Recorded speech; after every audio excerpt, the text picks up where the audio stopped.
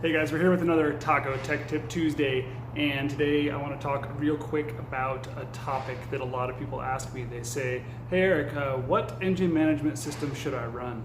And this is a huge question, and there's not really a good answer because the answer is going to change depending on who you talk to. And the reason why it's going to change depending on who you talk to is because it's going to change depending on what experience they've had with different engine management systems. So you'll find most tuners will have various different engine management systems that they prefer for various different models, makes, even different year splits of cars.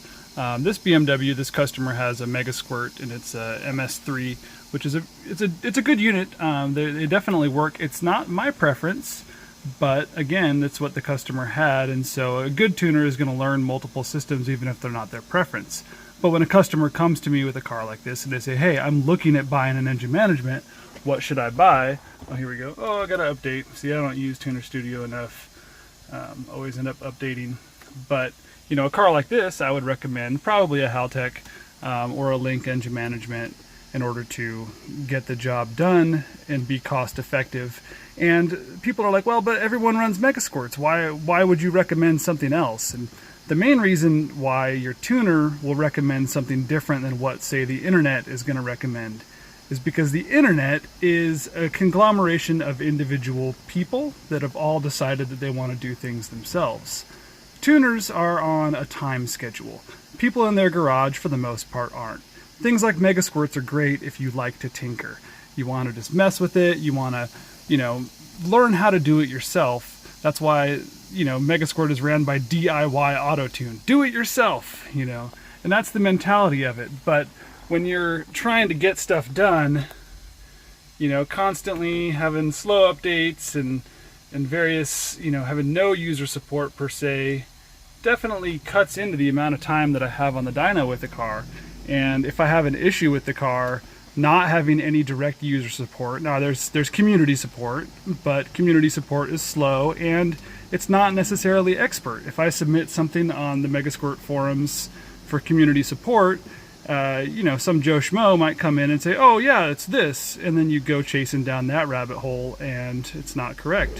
Whereas if I'm on a Link or I'm on a Haltech and I contact their customer support because I'm having an issue, they're going to get back to me, and 9 times out of 10 they're going to have an answer or some other solution for me.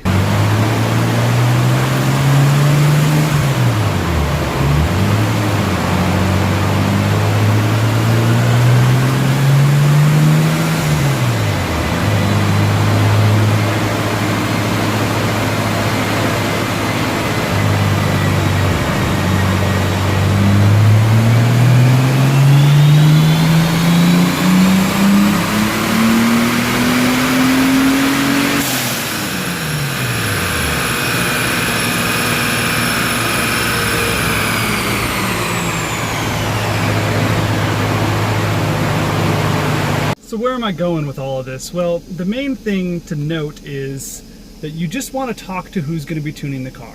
If you're going to be tuning it yourself, use whatever you want. Use what's cost effective, use what's going to be cheap and easy that you can get your hands on. If you have somebody that you're going to be paying to tune the car, you definitely want to talk to them, see what they recommend. They're going to have a recommendation for you, and they're all going to be different. One shop might say they want this, and another shop might say, no, that's terrible, I want this. The guy that said the other one's terrible is probably not correct, but it's a lot to do with the user interface, understanding hotkeys and things like that make a big difference in the workflow of tuning a car. And so one tuner is going to prefer something different.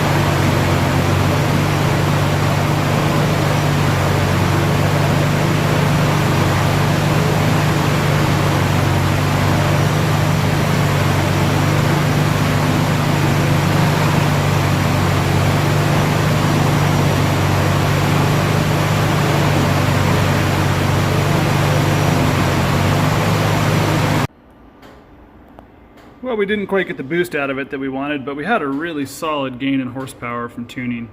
It was pretty rich when it came in, took a little bit more, two pounds more boost, a little more timing, and a little bit leaner air fuel, and I mean, you're looking at 57 horsepower, so, you know, solid gains out of this little BMW. And that's kind of more to my point, where it really doesn't matter what engine management. At the end of the day, you're trying to tune the engine. As long as the engine management is adequate for tuning the engine, it's going to work.